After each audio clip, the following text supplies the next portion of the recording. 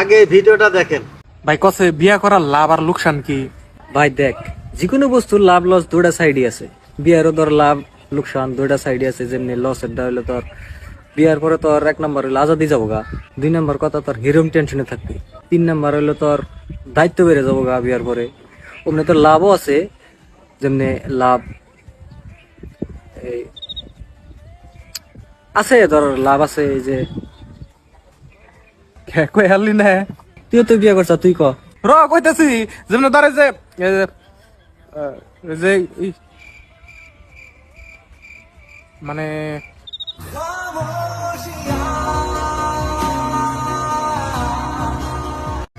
জুজু ভাইরা বিয়ার লজের কথা কইল, বিয়ার লাভ গুলা প্রকাশ করে পাইল।